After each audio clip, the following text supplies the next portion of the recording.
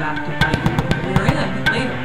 But what I am saying is that to ignore marketing altogether and to just say, no, marketing is not for me, because you somehow think it's bad inherently, you're really cutting yourself off from possibilities.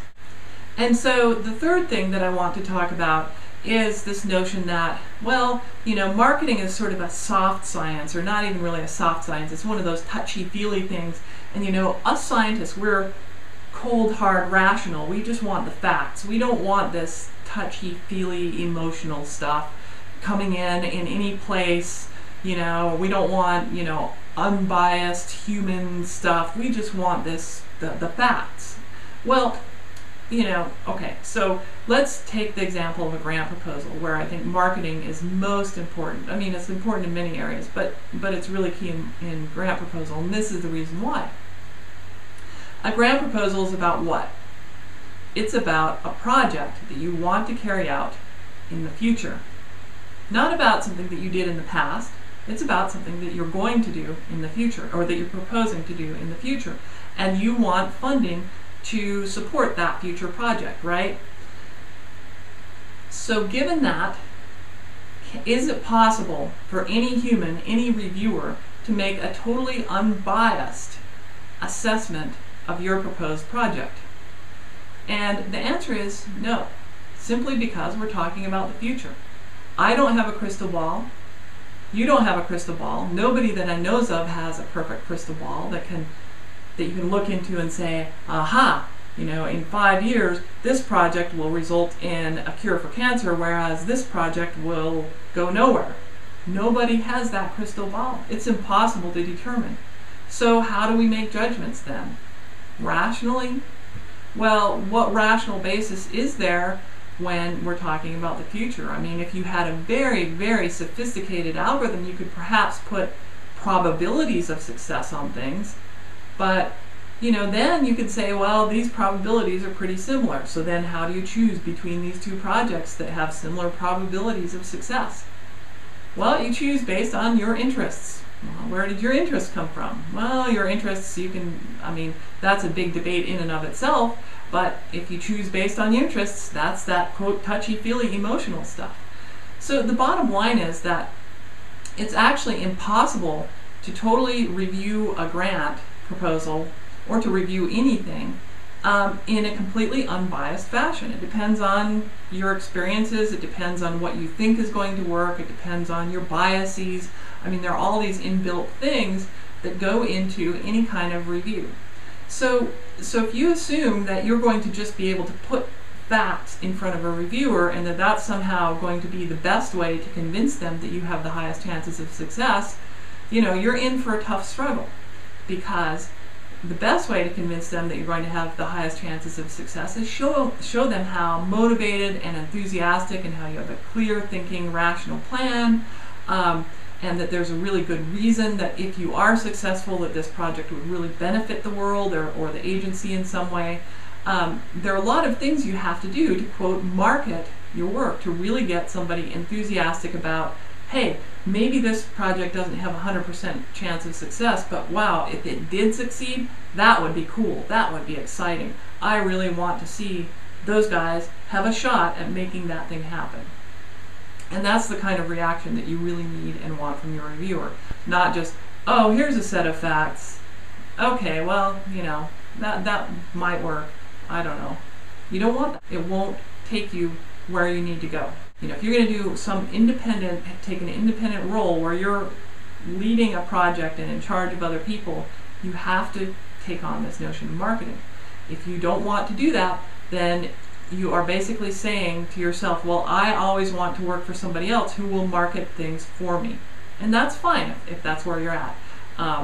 But if you're somebody who is, in charge or planning to be in charge and really lead your own projects forward, you have to adopt this mentality.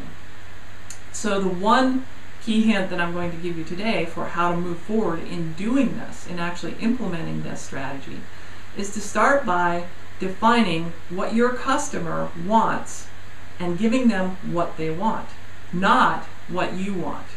I'll say that again. Give your customer what they want, not what you want. So I see it all the time. Let me explain what this means. I see it all the time where, us scientists, we come up with our ideas and we think this is the greatest idea since sliced bread, and so we just want to go pursue the idea, get it out there, and have somebody give us money for this great idea that we have, without really thinking about, well, maybe it's great to us, but why should anybody else care about this idea? Why should that funding agency care about the idea? So somebody who is a great marketer actually is going to get in the mind of the consumer, and in this case the consumer is the funding agency and the reviewer, and figure out what they want. And that person's going to give them what they want. I'm not talking about deceiving them. I'm talking about actually doing a project that they want and that they care about. Now, that may be different. What they want may be different than what you want, because you may have some radical new idea about your field that goes in a different direction from the standard direction.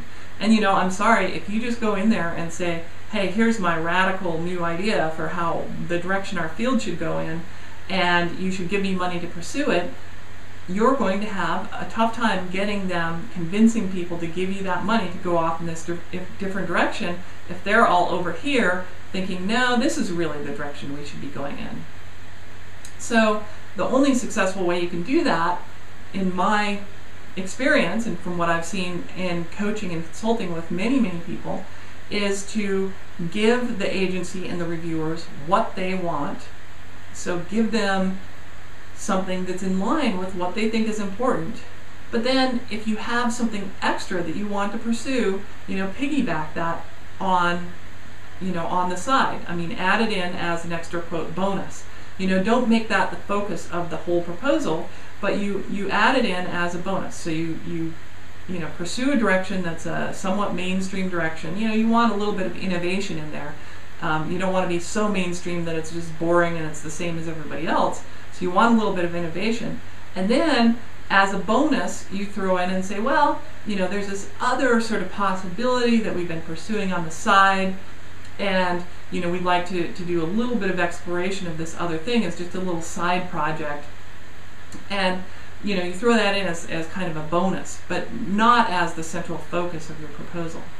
This is hard. This is going to be really hard for a lot of people. It was very hard for me because I had to shift my mental approach completely around to do this. But once I shifted that mental approach and realized that I really do have to give my, quote, customers what they want and what they need, that my funding really started taking off. And I believe yours will too. Now, we all want a world where we could do science just independently and go out and pursue the projects that we think are really important and we think are really interesting. But unfortunately, that world isn't our world of today, of right now. That's not how any of the funding agencies that I'm familiar with really work. Most of them really are focused on specific missions and specific approaches and specific sort of methods to get there. And they're actually getting more and more focused in that way as time goes on. It's kind of an unfortunate thing. But, again, you have a choice. You can fight, quote, fight the system, and you'll probably lose, or you can work within the system and make small wins working within the system, and be able to pursue your science, again, a little bit on the side as you go along. So that's your choice. So that's the number one suggestion. Again, if you really want to maximize your chances of success in getting a grant or in just promoting your science in general, define what your audience wants and give them what they want. And it's going to be different for a talk or for a paper than for a grant proposal. Grant proposals are inherently a little bit more conservative. If you go out and give a talk, you want it to be a little bit more innovative and a little bit more interesting.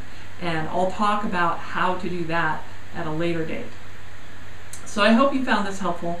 And again, you can find me at morganonscience.com, MetaMorgan on Twitter. If you go over to grantdynamo.com and just sign up with your email address, and I'll send you that report right away. So I hope you'll enjoy it. And have a great day, and I'll talk to you later.